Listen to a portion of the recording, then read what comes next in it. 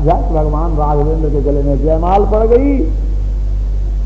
गावई छावी अब लो की सहेली सिया जयमाल राम उड़ने रघुवर उर जयमाल देख देव वरसई सुमने सकुचे सकल भुआल जनु बिलो की रावि कुमुद गान।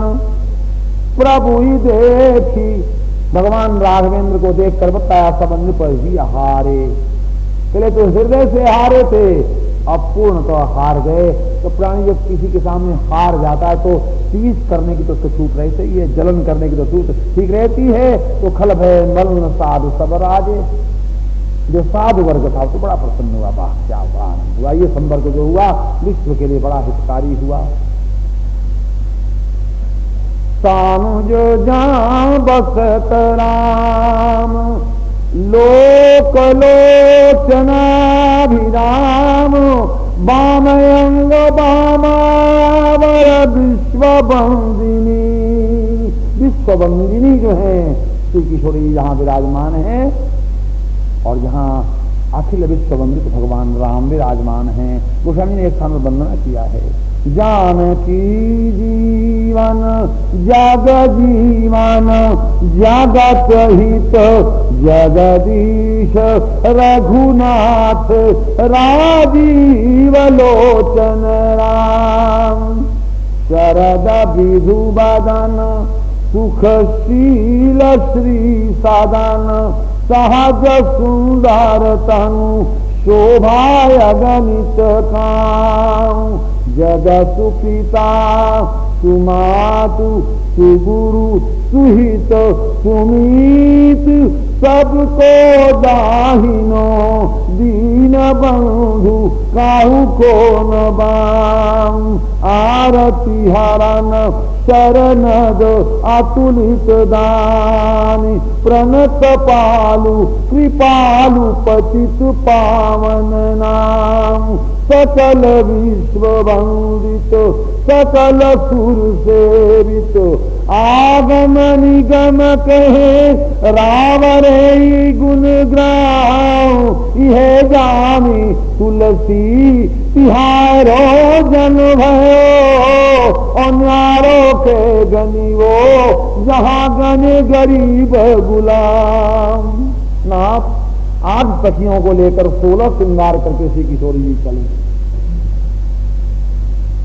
चली आई सीतई सखी सादर सजी सुमंगल भामिनी नव सप्त साजे सुंदरी सब मत कुंजर गामिनी। तो वैसे 8 प्रकृति के युक्त ये जीव है। आप देखो 8 प्रकृति के युक्त ये जीव है, ये अष्ट सिद्धियों के अष्ट सखियों के रूप में है। और जीवात्मा के पास जो सुबुद्धि है वही तो जानकी है, वही आपका वर्ण करने के लिए आ रही है। तो क्या आप 16 कलश पुरुष आप हमारे श्रृंगार तो आप वही 16 श्रृंगार हो। 16 कलो वही पुरुष तो क्या आप मुझे वर्ण कर लोगे। न्यारो कहे गनीवो हमें भी गन लोगे। कई कुमारियां यहाँ आई थी। आप देखो एक दरिद्रा कुमारी आई थी, उसने यहाँ के दुष्ट राजाओं को वर्ण कर लिया। एक कीर्त कुमारी आई थी, उसने यहाँ के भक्तों को वर्ण कर लिया। और एक जानकी कुमारी आई थी, उसने राम को वर्ण कर लिया। और एक पराजय कुमारी आई थी, उसने परशुराम का वर्ण कर। कई कुमारियां साथ चली थी, मगर जानकी कुमारी ने तो भगवान राम का वर्ण किया। अब तो सोहत सिया राम के जोरी सभी श्रृंगार मनो ये कठोरी। बड़े लोग प्रसन्न है।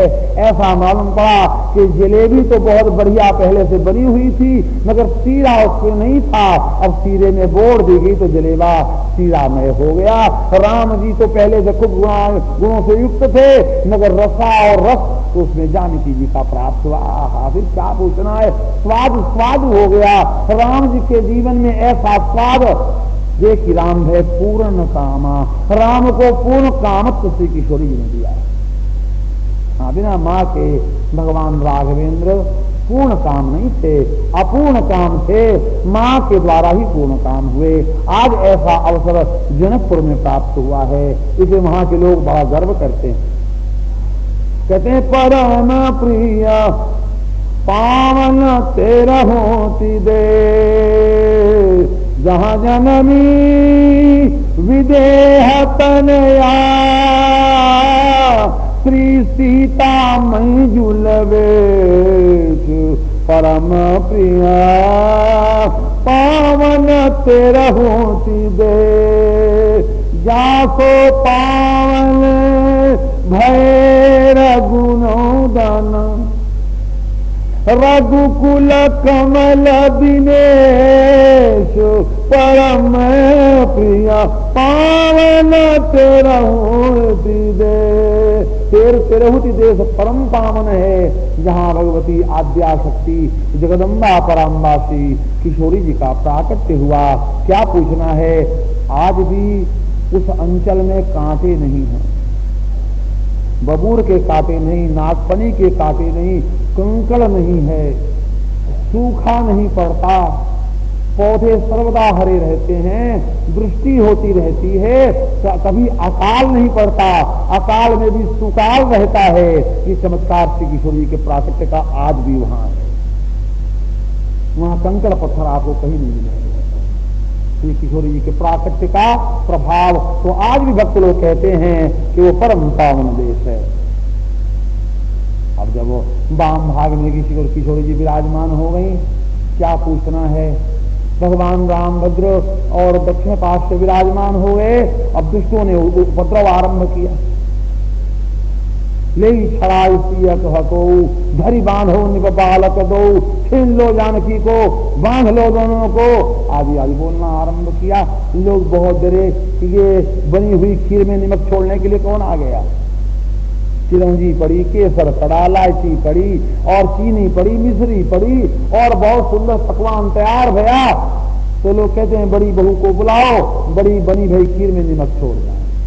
चलो ये कौन यहाँ उपस्थित हो रहा है उपद्रव करने के लिए, छीन लो, मार दो, फाड़ दो और काट दो। तो शुरू से इन्होंने उपद्रव मचाना शुरू किया कि भूप सदस्य एक ही बारा, लगे उठावन चर ही नटारा। का 10,000 राजा धनुष को उठा रहे थे, तो ब्याह किससे होता कुमारी का। तो 10,000 में जब अंक लिखो तो एक तो अंक रहता है और बाकी शून्य रहते हैं।